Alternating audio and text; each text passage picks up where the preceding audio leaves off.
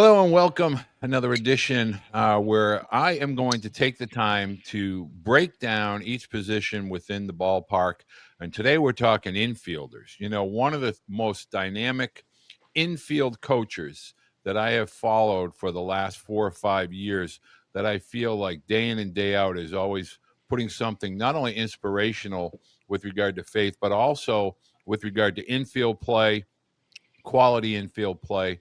And you can follow him on X, uh, Coach Trent Mongero. They run, along with his son Tabor, they run the Dirt Brothers Infield Camps all throughout the country. But first and foremost, Trent, thank you. I know it's a busy time of year, but I really appreciate you taking the time to join me today. Oh, unbelievable opportunity, Walter. I really appreciate you having me on. You know, one of the things that I really want to start with is that a lot of parents, when they, they'll go out, they'll get the infield glove, they get the fancy spikes. But I really want to talk a little bit about what does it really take in your mindset to be a really true middle of the diamond or infielder, with regard to third base. What does it really take to be a quality infielder, not only at the high school level, but college and beyond? Yeah, I think there's a lot of misconception, Walter, to what really is required to be an elite infielder. And ultimately, it starts from the ground up. It starts with your feet, right? Like your footwork allows you to get the hop of your choice. It increases your range. It transitions your body from a fielding position to a throwing position. So ultimately, it creates direction. It creates momentum. I mean, it really starts with the feet. And then from there, I would, say there's numerous other elements that have to be elite. But the next thing that comes to mind is the throw. And when I say the throw and saying elite, I'm not necessarily meaning velocity. I want to be clear with that. We are talking about accuracy. We are talking about repeatability in the infield, specifically a shorter arm stroke.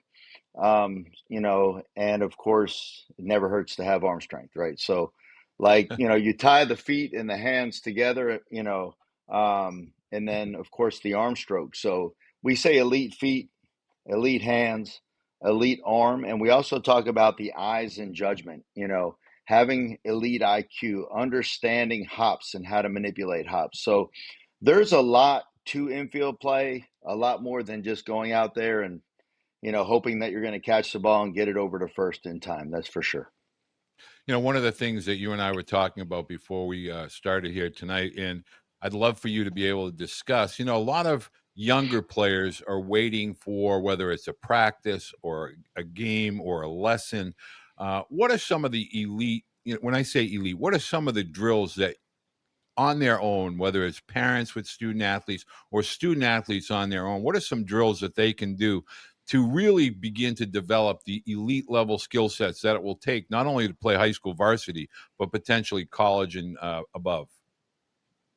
Yeah, so there's a perception that you have to be out on a field taking ground balls. And, of course, that's a nice piece, but ultimately we're in a scenario, in the North and the South where that's not realistic. And we have to be able to improve the elements that we just talked about. We got to be able to improve our feet.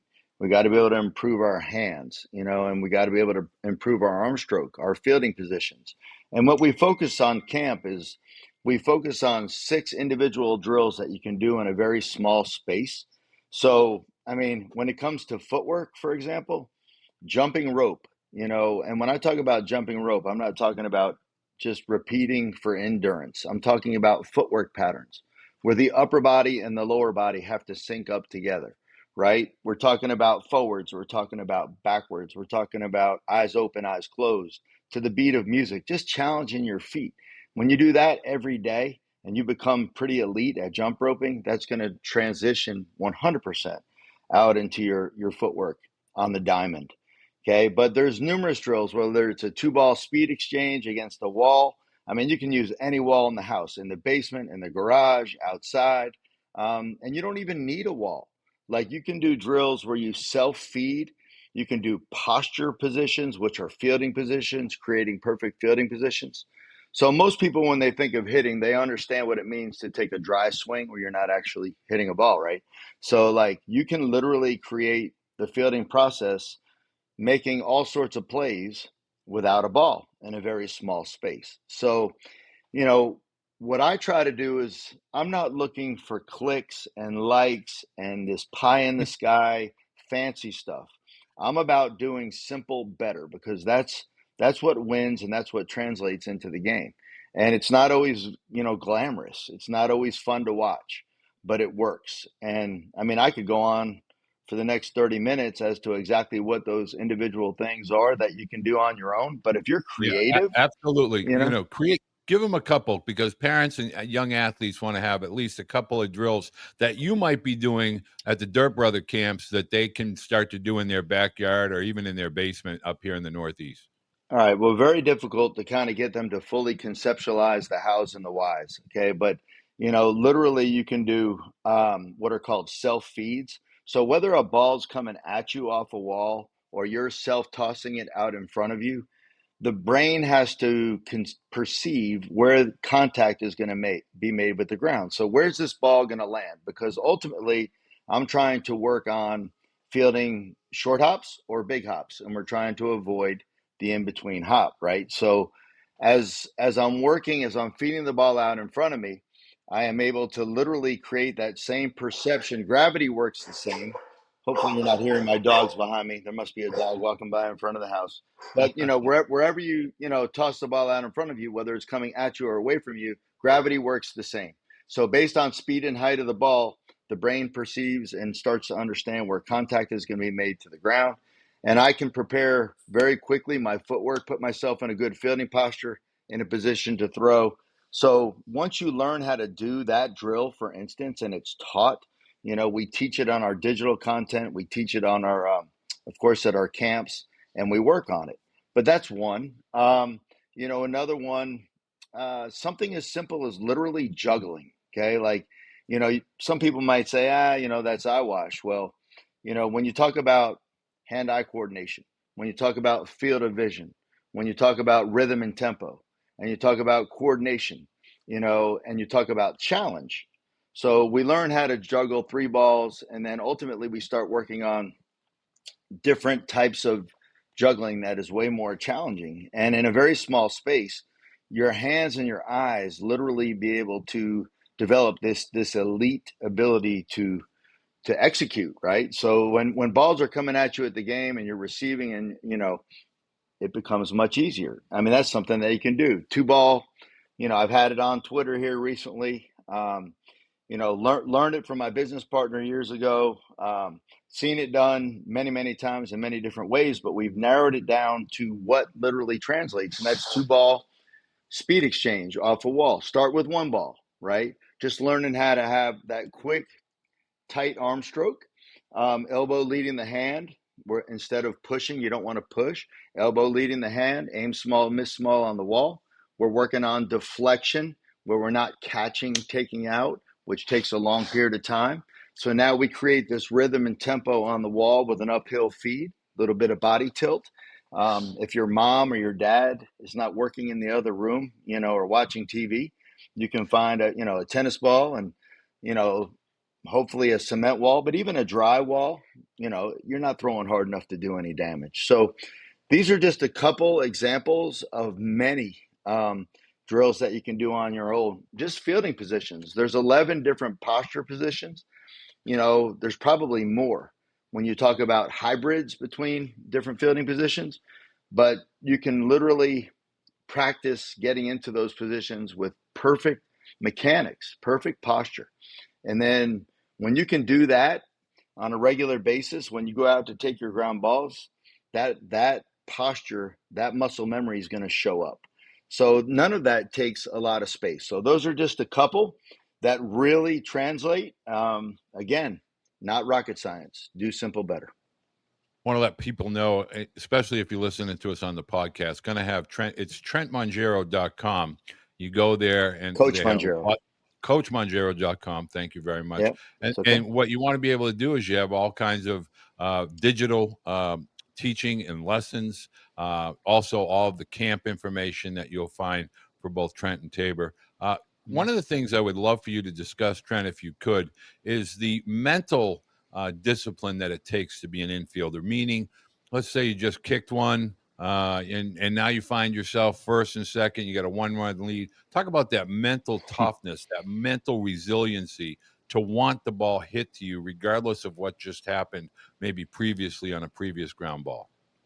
Right. When we talk about doing simple better with skills, when it comes to the mental game, we talk about doing hard better, because now you're talking about a part of the game that a lot of people don't manage well at all. And to me, the mental approach to the game is earned. Okay, like you can't not put in the time. That's a double negative, but you can't not put in the time with your preparation, with your routines, with your work, and then just go out and play games and think that you're going to have confidence and that you can just let go of mistakes. Walter, there are those human beings out there that seem to have like a very short memory, like they just don't care when they mess up. But, the vast majority of us, we care. And so ultimately, before any of the tools for managing the mental game start to work, you have to earn that preparation. So I apologize for these dogs. Oh, that's My wife's okay. not We all home. have Can you dogs. hear them? Can you hear them? Yeah, oh yeah, oh yeah. Okay, right. So whenever a dog walks by, so the mental part of the game has to be earned. So when it comes to the preparation, once we have the preparation and the work ethic there, then at that point, it's a matter of locking in, being able to let go and refocus. Because as human beings, even the best ones of us, we are going to we're going to lose focus at times, and we got to be able to lock in. So what's that process look like? Well, one, you got to be able to breathe. Okay. You got to be able to control your breathing, because ultimately that slows down your heart rate. When we start to get nervous and we're afraid and we've just made mistakes, ultimately we got to be able to slow that heart rate. That's step number one. So control deep breathing. Okay. Number two is having a focal point. You can have a focal point on your glove. It can be on the ground. Ultimately, it is the mind's ability to lock in on something small. We can't have a bunch of thoughts going on at the same time when we are focusing on something small. So just simply locking in on something small, such as a dirt cloud or something off in the distance or a dot on your glove, will ultimately lock the mind in. And then, from there you can have focus words, things that kind of lock you in, that remind you what you're there to do, compete. I mean, these are literally things that major leaguers do.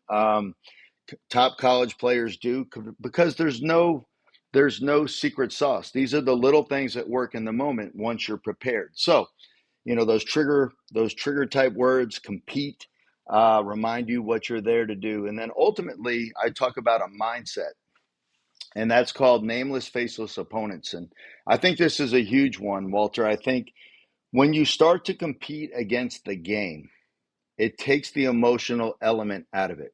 So normally we're worried about the opponent and the score and the situation and the mistakes we've made, and when we can put all that aside and literally start to focus in on the game itself. If it's a ground ball, it's a ground ball. I execute the ground ball. Like if it's a backhand, if it's a forehand, if it's a double play situation, these are all situations that I prepared for, and we execute. So let me know, by the way, if we need to put a pause on these dogs. I can take them upstairs. We're We're okay. gonna, yeah, we're good. They've I been was. fine for hours. All of a sudden now they're going nuts. I don't know. So That's okay. If you can let people know, how should they contact you on X or at your website? How do you like to be contacted? Is there a video that they send you? I get a lot of parents that are always asking, should I send them video? How should they reach out to you if they want to participate with your digital program or even your camps? yeah, so it's pretty simple. I mean, what you do is you just go to coachmongero.com or DIRT, dirtbrousa.com. Okay. And then the digital content is all there. All of the camp dates are there. Um, and then ultimately, if they want to reach me, it has a way to contact me through the website, and they can leave me a question. I get 5 to 10 emails a day just asking about different things related to camps and that kind of thing. But I do want to touch back. I mean, it was very distracting, even my own thinking when my dogs are going nuts behind me. But I do want to emphasize, to the people listening that the mental game is real. And just like the physical game, you have to train the mental game. And when I was a young player, I mean, I played collegiately and a little bit professionally, I didn't put enough stock in the mental game. They would talk about breathing, and I would be like, really? Yeah, well, we breathe all the time, like who doesn't breathe? And so I really didn't understand, I think, to the fullest extent, and it could have helped me tremendously. But as a coach and a student of the game, you know, you absorb and you go to conferences and you're around top level people and you're around top level players and you start to just get these bits and pieces of information that you feel like are authentic, real, things that work. And the average person is looking for magic. They're looking for secret sauce. They're looking for a magic pill. They want everything, to work perfect. And if they just press this button and do this, then everything's going to work out. Well, that's not real. Okay. Real is work, it's process, it's routines, it's learning these skills on how to manage pressure, I call it, strategies to manage pressure, and then learning to implement them little by little by little. Because some players don't feel pressure because they're so talented until everybody catches up with them and the game starts to get tight, and maybe an opportunity to play in college is before them, or, scouts are there watching them play, or they're in the minor leagues and now they're starting to struggle and, things can start to come crashing in. But if you don't have the tools, Walter, then you don't really have anything to fall back on. And one of my very good friends is Tim Hires. He's a major league hitting coach. And he talks about all the time when things start to go south, you have to be able to fall back onto a routine. You have to be able to fall back onto something that you know and that you're comfortable with, and it recenters you, and you can pick up from there. Where most people they start flailing and going off in all sorts of directions and asking everybody their opinion, and they don't have anything concrete to fall back on. So the mental game is huge. It's not super science, but if you breathe and you learn how to use a focal point and you have trigger words and you learn how to compete with a nameless, faceless, opponent's mindset, then literally, you know, those things work. And I'll even take it a step further. Like, you know, you have to, as a player, you got to learn to become comfortable in the uncomfortable. You hear people say that all the Mhm. time, right? So, like, the question I would have when somebody would say that to me is, well, how do you become comfortable in the uncomfortable? Well, anything that's uncomfortable for you, you have to experience, you have to do it. Okay. And once you've done something and you've been in an environment enough times, you become more comfortable with it. Players that have been to my camp 7, 8 times, I asked the question at camp, how many of you been? They raised their hand. I said, do you feel the same today as you did the first time you came? Not even close, because they understand and they know what's going to happen. There's a comfortable to it, to the whole thing now, because they've experienced it. So it's simply experience is what it is. And then once you learn to become comfortable in the uncomfortable, you have to learn to thrive. The best thrive in the uncomfortable. So when the energy is high and things matter the most, that's when they excel. So my question again would be, well, how does that happen? Like, what's the formula? That's great. How does that happen? Well, it really comes down to preparation. How do you prepare? Okay, do you have a process, a legitimate process? And do you train game speed, game challenge? So do you challenge yourself in your training? If you do challenge yourself in your training and you have a high level of success, you can guarantee that your confidence is going to be super high when you're put into a stressful situation, because you're prepared for it, right? You're prepared for it. So, I don't want to ramble and ramble, but the analogy is a test. If I got to make an A on a physics test to go to the college of my choice, right? And I don't prepare and I just go in there and take the test, the odds are that I'm not going to do well, and nothing, all these little strategies to make me relax are going to be ineffective because I'm not prepared, right? But if I prepare for that test, I study for that test, yes, I'm going to be nervous because I'm a human being. Okay, but once I get into the test, at that point, you know, um, I'm ready. I can fall back onto that preparation. I can breathe. I can center my mind, and I can ultimately perform in that high stress environment. Amen. I used to tell my boys and all the members on my college team, ear. Always remember the word ear. When things start to go awry, you can only control your ear. Effort, attitude, and Mm, routine. And if you have good effort, you have good attitude, and you have your own routine, don't rely on anybody else for either of those, any of those things. So, Coach, I that's want right. to say thank you very much. I want to let everybody know we're going to make sure you have coachmongero.com. Going to have the links down in the description. I strongly encourage you, if anything to do with infield is in your student athlete's future, Trent is the man that you want to be speaking to and learning from. Coach, thank you very much for joining me today. Appreciate it, Walter. Hope to see a lot of these people at camps down the road. All right.